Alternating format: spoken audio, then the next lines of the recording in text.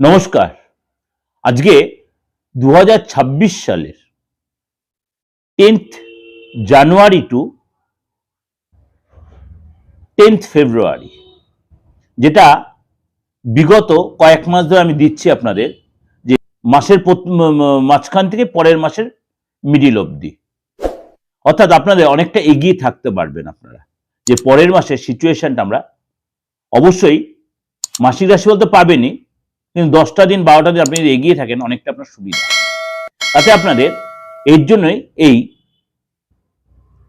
প্রোগ্রামটা আপনাদের কাছে প্রেজেন্টেশন করা, কেননা একাধিক গ্রহ সিচুয়েশন তার চেঞ্জ হচ্ছে, তার জন্য কিন্তু আপনাদের রাশির ক্ষেত্রে বা দৈনন্দিন লাইফের ক্ষেত্রে বা সমাজ সংসারে বা সামাজিক ক্ষেত্রে সব ক্ষেত্রে কিন্তু তার পরিবর্তন হচ্ছে। যেমনি একাধিক গ্রহ আপনার 10 তারিখের পর তার চেঞ্জ আসবে, যেমনি 12 তারিখে আপনার শুক্রাচার্য 12 তারিখে মকর রাশিতে ট্রানজিট করবে। 14 তারিখে সূর্যদেব মকর রাশিতে ট্রানজিট করে, এবং আপনার মঙ্গল আপনার 15 তারিখে মকর রাশিতে ট্রানজিট করবে, এবং বুধ 17 তারিখে মকর রাশিতে ট্রানজিট করবে।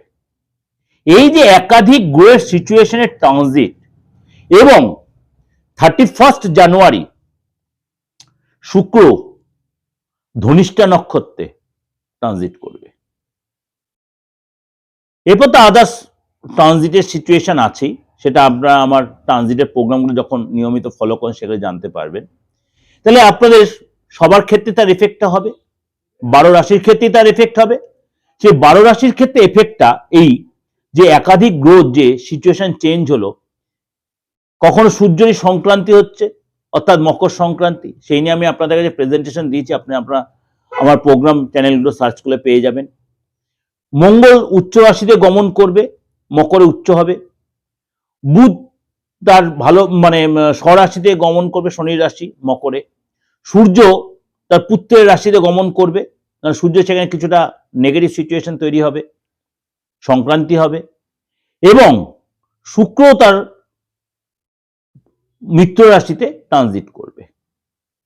অর্থাৎ এই যে সিচুয়েশন, সেটা কি এফেক্ট হবে, চলুন তাহলে এই জন্যই এই 10th to 10th তা জানতে পারলে আপনার অনেকটাই উপকৃত হবে। তাহলে আজকে আপনাদের কাছে আমি আলোচনা করব প্রথমেই আপনার রাশির ক্ষেত্রে তার কি প্রভাব বিস্তার করবে। আজকে বলবো কর্কট রাশি। কর্কট রাশি এই 10th জানুয়ারি টু 10th ফেব্রুয়ারি 10th জানুয়ারি টু 10th ফেব্রুয়ারি আপনার জন্য কর্কট রাশি কি অপেক্ষা করে আছে। আপনি প্রথমেই বলবো হেলথ নিয়ে সচেতন থাকবেন 15 তারিখের পর থেকে, অর্থাৎ আপনি হয়তো ঘোরাঘুরি করবেন, হয়তো একটু ওয়েদারের জন্য আপনার হয়তো শরীরের উপর প্রেশার পড়বে। আপনাকে বলবো 15 তারিখের পর থেকে অর্থাৎ 10 তারিখ থেকে 15 তারিখ আপনার হেলথ মনে ঠিকই থাকবে, আপনি অতটা ফিল করতে পারবেন, কিন্তু 15 তারিখ ব্যথা বেদনা, এনটির প্রবলেম, ঠান্ডা লাগা, ফুড পয়জন, পেটের প্রবলেম, এগুলো কিন্তু আপনাকে সাফার করতে হতে পারে। সেটা ঠিক হয়ে যাবে 28-29 তারিখের পর থেকে, সেটা ঠিক হয়ে যাবে, অর্থাৎ ফেব্রুয়ারি 1 তারিখ থেকে সেটা আস্তে আস্তে আপনার অনেকটাই রিকভারি করবে। ফেব্রুয়ারি 1 তারিখ থেকে আবার সেটা অনেকটাই রিকভারি করবে, কিন্তু আপনাকে বলবো অবশ্যই এই সময় শরীরটা অবশ্যই যত্নশীল হবেন। আর্থিক জায়গাটা হচ্ছে আপনার 15 তারিখ পর্যন্ত, 10 তারিখ থেকে 15 তারিখ আপনার কিন্তু ইনকাম জায়গাটা ভালো হবে, কেনা বেচাতে লাভ হবে, কিন্তু আপনার পরিবারতে আপনি কোনো হেল্প বা গিফট পাবেন, ডিল হবে, এবং আপনার এই সময় যোগাযোগ ভালো। কিন্তু আপনার একটা কথাই বলবো, 16 তারিখের থেকে 10 তারিখ থেকে 15 তারিখ কিন্তু আপনার পেপারে থাকবে, সময়টা খুব পেপারে থাকবে।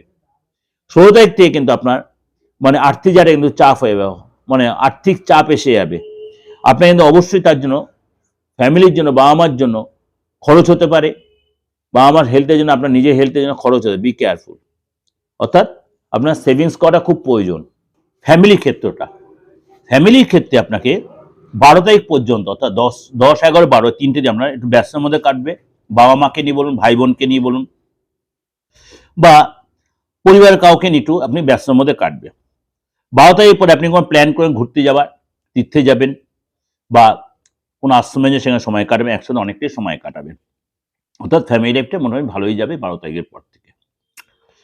আপনার চাকরির জায়গাটা বলি, চাকরির জায়গাটা কিন্তু আপনার পদলাভ হবে এবং আপনার এই সময় কিন্তু মানে ঘুরতে যাবেন কলিগদের সাথে, সময় সম্পর্কটা বেশ ভালোই থাকবে।